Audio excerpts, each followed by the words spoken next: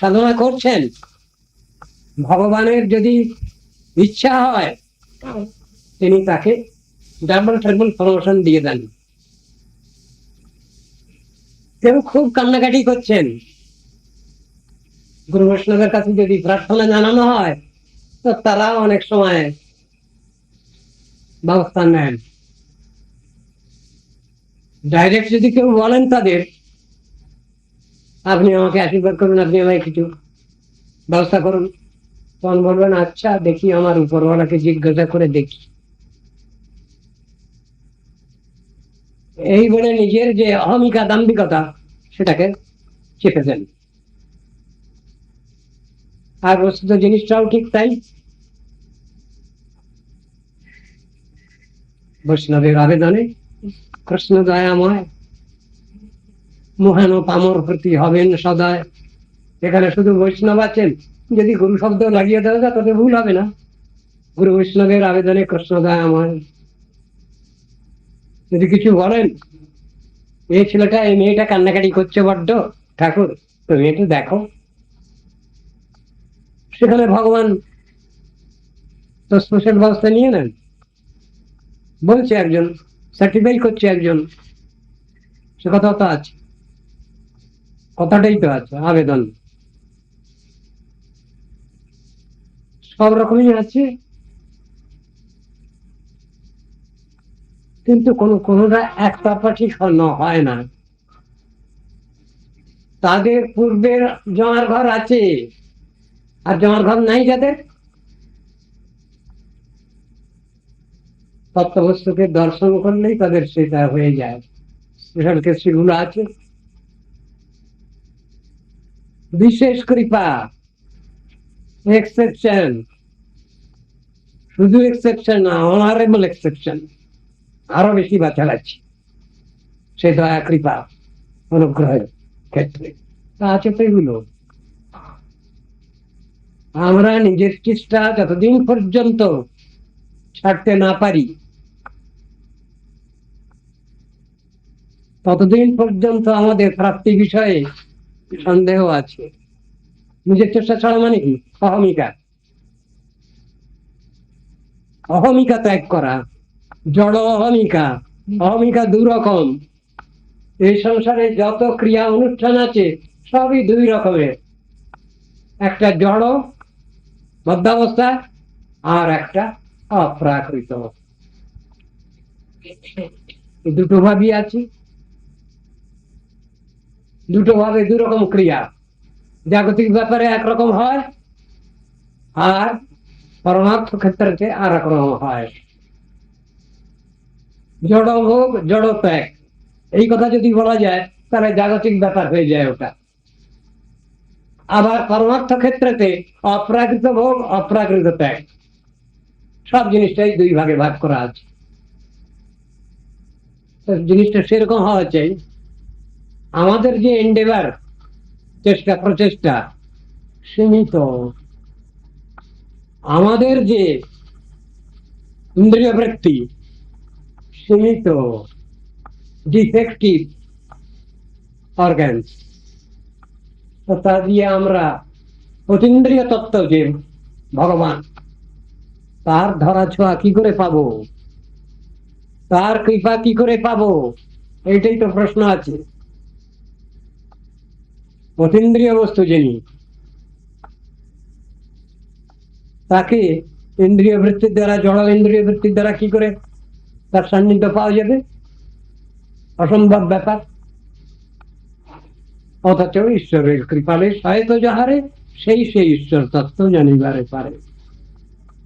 অনুমান প্রমাণ নহে ঈশ্বর তত্ত্ব জ্ঞানে, কৃপা বিনা ঈশ্বর তত্ত্ব কেহ নাই জানে। এই ব্যাপারগুলো এইরকম। সেখানে কৃপাই তো বড়। আমার চেষ্টা না দেখলে কেউ আমাকে সাহায্য করেন না, সহযোগিতা করেন না, আমার প্রতি সহানুভূতিশীল হন না, কিন্তু আমার চেষ্টাটাও থাকবে, সে পরীক্ষাটাও দেবো যে হ্যাঁ আমি সুশ্রুতু, আমি জানতে চাই, বুঝতে চাই, শিখতে চাই, কিন্তু চাইলেই তো হবে না। যেভাবে সেটা পাওয়া যাবে সেই ভাবটাও তো তাকে দেখাতে হবে। তাই বলুন দেখি, হবে না তা? তদ্বিদ্ধি প্রণিপাতেন পরিপ্রশ্নেন সেবয়া। তাহলে উপদেশন্তি তে জ্ঞান জ্ঞানী হস্তত্বদর্শী না, এই কথা তো বলা আছে। সেই জন্যে আমার তরফে তো করণীয় রয়েছে। আমি যে কৃপা চাই, মঙ্গল চাই, তারও আগে তো কিছু আমার কর্তব্য রয়েছে। সে কর্তব্যটাও তো দেখতে চান যিনি আমার কল্যাণ চিন্তা করবেন, উনি ওটা দেখতে চান। সোবার হ্যাবিট আছে কিনা ওটা দেখতে চান নিশ্চয়ই। ওটা পরীক্ষা, প্রণিপাত, পরিপ্রশ্ন, শিবাবৃত্তি, এটা পরীক্ষা করেন। তো সব জিনিসটাই তো হিসাবের ব্যাপার, বেহিসেবি ব্যাপার কোথায়? হ্যাঁ, ভগবান যখন স্পেশাল ব্যবস্থা কিছু নিচ্ছেন সেটাকে বলবো বিশেষ ব্যাপার। আর সাধারণ ছাত্রছাত্রীরা যেমন পড়াশোনা করে, যেমন প্রমোশন পায়, তেমন ভাবে যদি চলি, ওটা সাধারণ আইনের মধ্যেই চলা। তার ভিতরে বিশেষ ক্ষেত্র আছে। বহু ছেলে মেয়ে ফেল করেছে, 5 নম্বর কি 10 নম্বর যদি গ্রেস দেওয়া যাচ্ছে, তাহলে বহু ছেলে মেয়ে পাস করে যাচ্ছে। ও একরকম হলো। আর মেয়েদের হিম্মতে, ট্যালেন্টে, ব্রেনেতে পাস, সেটা আর একরকম হলো। 10 নম্বর গ্রেস দিয়ে পাস, সে একরকম হলো। আবার যদি এমন কোন শর্ত আসে, কিচ্ছু লাগবে না তোমাদের, পরীক্ষা টরীক্ষা কিছু দিতে হবে না, সব পাস। আজকালকার বাজার যেমন, পরীক্ষা না দিয়েই পাস। আবার পরীক্ষা দিচ্ছে বারবার, বারবার পরীক্ষা দিয়ে পাস করছে, ফার্স্ট ক্লাস ফার্স্ট হচ্ছে, কিন্তু তার রেজাল্ট আউট হচ্ছে না। এও তো রয়েছে, তার রেজাল্ট আউট হচ্ছে না, জানাচ্ছে না সংস্থা যে এই ডিভিশনে পাস করলো, জানতেই দিচ্ছে না। তাও তো আছে, সব রকমই ব্যাপার আছে। কিন্তু ভগবান তিনি অবস্থা বুঝেই সব ব্যবস্থা নেন, এ কথা তো সত্য। আমার কিছু জমার ঘর থাকা দরকার আছে, সাধনের জমার ঘর না থাকতে পারে, কিন্তু সদ্ভাবনা সদ্বৃত্তির জমার ঘর তো থাকতেই পারে। হাত জোড় করা, হাত জোড় করা দু রকম, একটা কপটতা করে, আর একটা আন্তরিক ভাবে। সত্য সত্যই আমি কিছু জানি না, বুঝি না, মূর্খ বা চাল,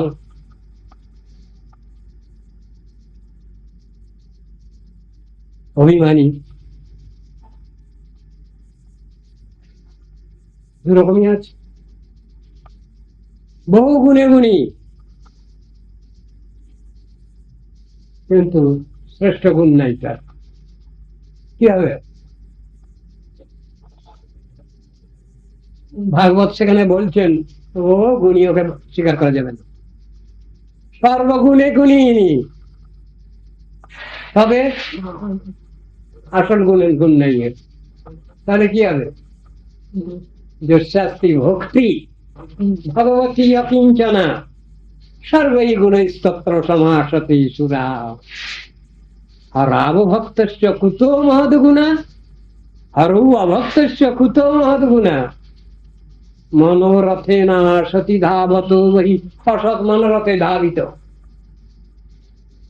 যার ভগবানের শ্রদ্ধা ভক্তি নাই, বিশ্বাস নাই, নির্ভরতা নাই, তার আবার সদ্গুণ বলে কি হতে পারে? এই তো যুক্তি দিচ্ছেন ভাগবত। যার ভক্তি আছে তার সব গুণ আছে, প্রমাণিত সত্য, এটা প্রমাণ করার দরকার নেই, প্রমাণ হয়ে আছে। নিখিল সদ্ভাবনা সদ্গুণ সব তার মধ্যে আছে, কিন্তু হরিতে যার অভক্তি, তাতে যার বিশ্বাস নেই, তাতে যার নির্ভরতা নাই, তার কি সদ্গুণ থাকতে পারে? এই তো কথা। বিচারটা তো ওইখানে দেখাচ্ছেন, বাহাদুরিটা ওইখানে। জাগতিক বহু যোগ্যতা আছে, ক্ষমতা আছে, কিন্তু ভগবানের নির্ভরতা নেই, ভগবানের বিশ্বাস নেই। বললে শুধু ভগবান না, ভগবান বললে তো ভক্ত সঙ্গে আছেন, গুরু বৈষ্ণব তো সঙ্গে আছেন। ভগবানের বিশ্বাস মানে গুরু বৈষ্ণবেও বিশ্বাস। এ কথা তো ব্যাখ্যা রয়েছে, ভাগবতী তো ব্যাখ্যা আছে। যার ভগবানের ভক্তি আছে, তার গুরুতেও ভক্তি আছে, বৈষ্ণবের ভক্তি আছে। আবার যার গুরু বৈষ্ণবের ভক্তি আছে, তার ভগবানের নিশ্চয়ই ভক্তি আছে। এই কথাই তো বিচারের কথা, এটা বিচারের কথা। ওটাকে বাদ দিয়ে এটা নয়, দুটো একই সঙ্গে। আমি পূর্ব দিক থেকে পশ্চিম দিকে যতই হাঁটতে থাকবো, পূর্ব দিক ততই আমার পিছনে পড়ে। এই তো কথা। বৈরাগ্যের অর্থ কি? ভগবানকে কেন্দ্র করে, ভগবত প্রীতি কামনায় আমি যে সংকোচ করি আচারে ব্যবহারে, তাকে বলে বৈরাগ্য। বৈরাগ্য মানে কিছু খাওয়া কমিয়ে দিলাম, কিছু ছোট কাপড় পরলাম হাঁটুর উপরে, একে বৈরাগ্য বলে না। স্বাভাবিক বৈরাগ্য সেটা আসতে আসে, ওটা কৃত্রিমতা নেই তার ভিতরে।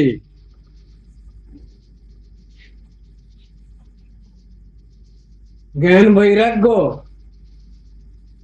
ভক্তির সহায়ক, কিন্তু ভক্তি মহাদেবেরই বাহাদুরি। জ্ঞান বৈরাগ্য তার পিছু পিছু ছোটে, এই কথাই বলা আছে। জ্ঞান বৈরাগ্যের দ্বারা ভগবানকে পাওয়া যায় না, ভক্তির দ্বারা ভগবানকে পাওয়া যায়। কেবল ভক্তির বশ চৈতন্য গোসাই, কথাটা বলা হলো। ভক্তিয়া তুষ্যতি কেবলম নচ গুণৈর ভক্তি প্রিয় মাধব, ভক্ত্যাহম একয়া গ্রাহ্য শ্রদ্ধয়াত্মা প্রিয়শতম, ভক্তি পুনাতি মন্নিষ্ঠা সপাকানপি সম্ভবাৎ। কথাগুলো আছে। ভক্ত্যাহম একয়া গ্রাহ্য কথা রয়েছে, জ্ঞানের দ্বারা না, যোগের দ্বারা না, কর্মের দ্বারা না। এই তিনটে সমালোচনা করা হয়েছে। কোন কর্ম? লৌকিক কর্ম। কোন জ্ঞান? নির্বিশেষ জ্ঞান। কোন যোগ? নির্বিশেষ যোগ। তার সমালোচনা করা হয়েছে। আবার ওর আর একটা ব্যাখ্যা দিচ্ছে, লৌকিকী বৈদিকী বাপি যা ক্রিয়া ক্রিয়তে মুনে হরি সেবানুকূলৈব সাকার যা ভক্তি মিচ্ছতা। ভক্তি মহাদেবীর উদ্দেশ্যে যেটা করা হচ্ছে, ভগবত প্রতিকামনায় যে করা হচ্ছে, যে কর্ম অনুষ্ঠান, সেটা হলো ভক্তি। সুরর্ষে বিহিতা শাস্ত্রে হরির উদ্দেশ্য যা ক্রিয়া শৈব ভক্তি রীতি প্রস্তাব যা ফলাভাবে রীতি বলছেন তো। কর্ম অপি একং তস্য দেবস্য সেবা, সেই পরদেবতার প্রতিকামনায় যে অনুষ্ঠান, সেবা, সেইটাই হলো ভক্তি। বলে দিচ্ছেন। গীতায় বলছেন যজ্ঞার্থাৎ কর্ম না অন্যত্র লোকয়ং কর্মবন্ধন। কর্ম মানে ভগবত প্রীতি কামনায় অনুষ্ঠান, সেইটাই হোক।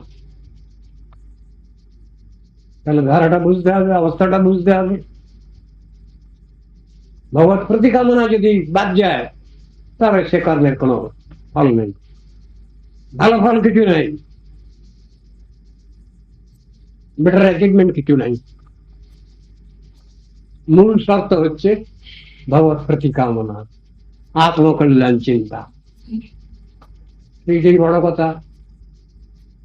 আমি খাবো, আমি পরবো, আমি থাকবো, আমি সুখী হব, সব খারাপ জিনিস, নেগেটিভ সাইড। পজিটিভ সাইড ভগবান খাবেন, ভগবান করবেন, ভগবান সবকিছু গ্রহণ করবেন, পজিটিভ সাইড।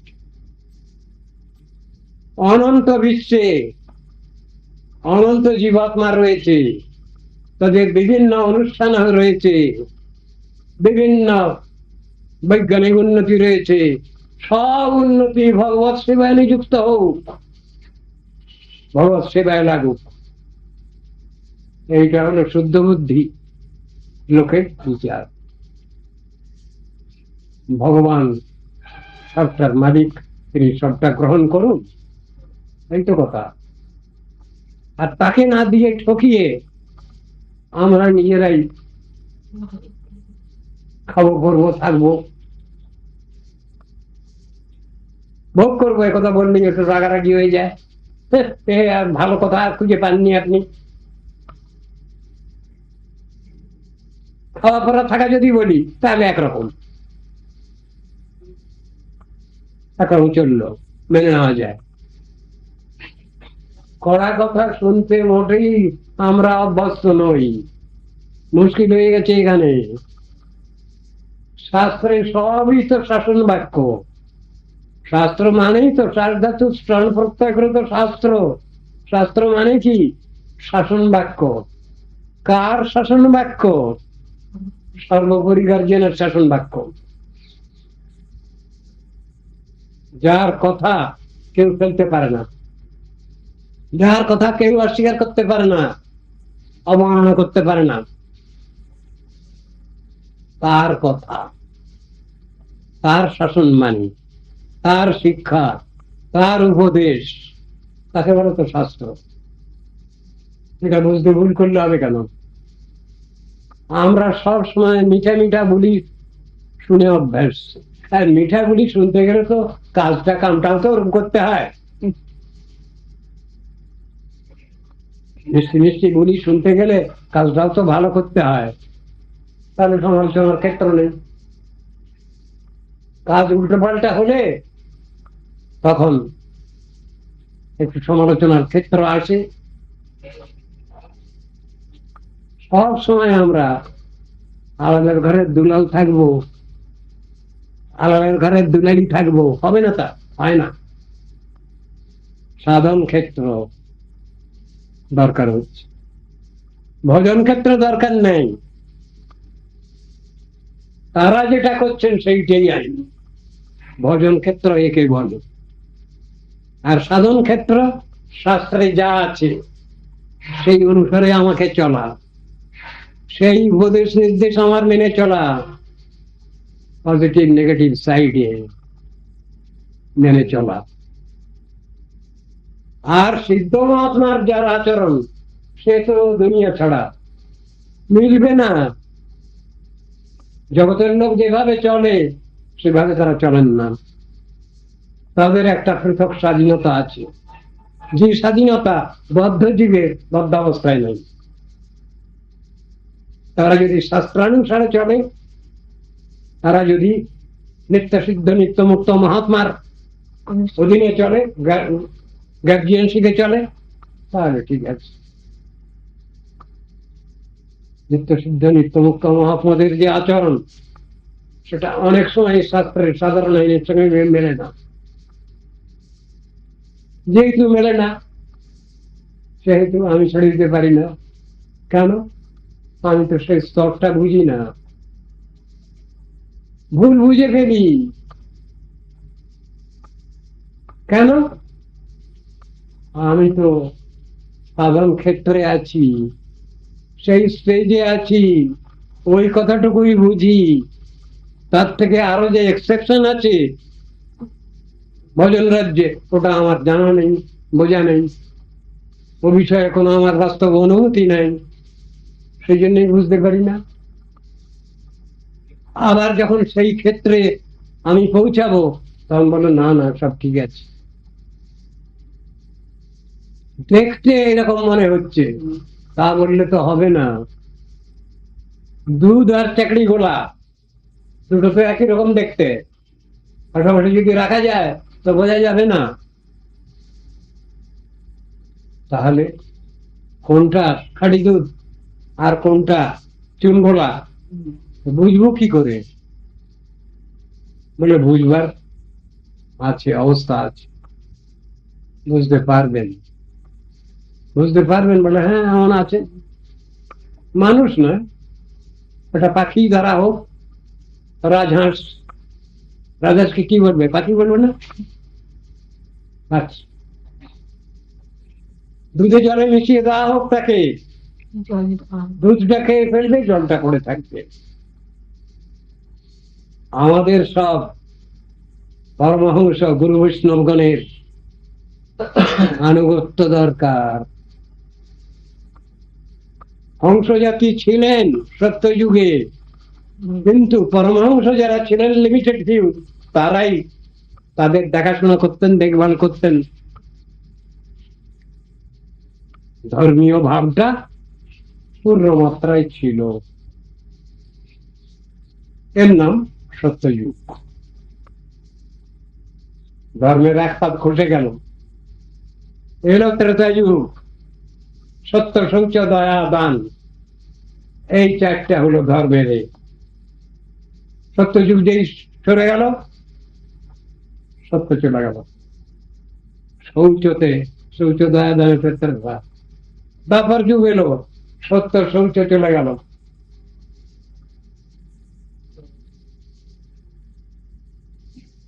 দ্বাপর যুগ চলে গেল, দয়া চলে গেল, দান ধর্মে প্রতিষ্ঠিত কলিযুগ। কাকে দান করব, কে কাকে দান করবে, কার জিনিস কে দেবে? আমি যদি দাতার আসন গ্রহণ করি তাহলে আমি কার জিনিস দেবো কাকে? তাহলে আমাকে বিচার করতে হবে। দান গ্রহণের উপযুক্ত পাত্র খুঁজতে হবে আমাকে, তাই বুঝে তো আমি দেবো, দান করব। যদি উপযুক্ত পাত্র না হয় তাহলে ফল ঠিক মিলবে না। যার অভাব নাই তাকে যদি আমি কিছু দান করতে যাই, তিনি বলবেন আমার লাগবে না, কাকে দান করব? যার অভাব নেই তাকেই দান করা হচ্ছে, এর নাম কলিকাল। পাত্র পাত্র বিচার নাই, কি হবে সেখানে? যার কোনো অভাব নেই, যিনি স্বভাবে প্রতিষ্ঠিত, তাকে কিছু দিলেই তিনি সন্তুষ্ট হবেন না। ভগবান এসে যদি বলেন এই না মুক্তি নাও, বলছেন আমার লাগবে না।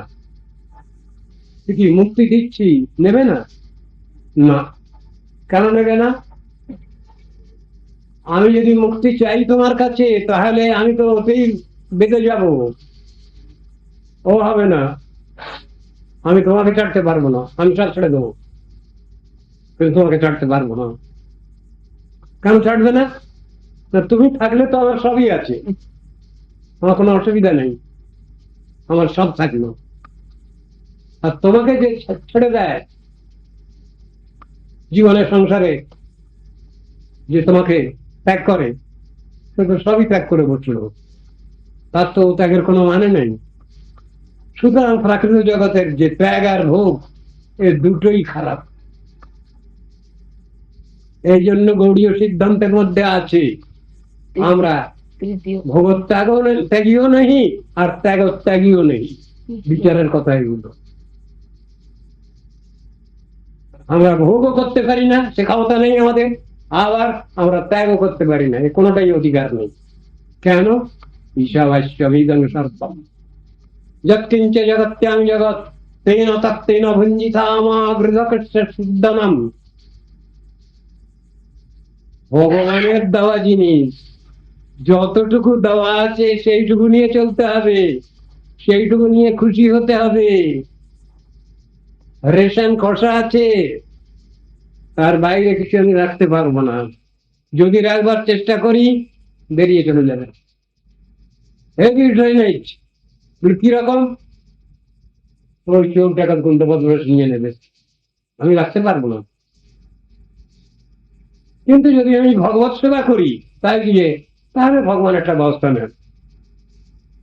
কিন্তু আমি ন দেবায় ন ধর্মায় করে ফেললাম, আমি নিজেও খেলাম না, নিজেও পড়লাম না, আর ভগবানকেও দিলাম না, তাহলে ন দেবায় ন ধর্মায় হয়ে গেল।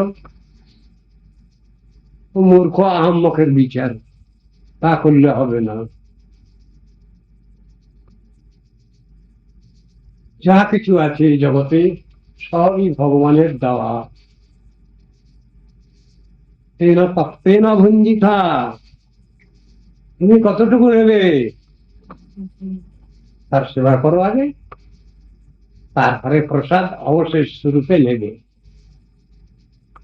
তেন তত্ত্বেন ভুঞ্জিতা মানে ওই মানেটা, তার অবশেষ প্রসাদ অবশেষ, সেইটা নিয়ে তুমি জীবন ধারণ করবে,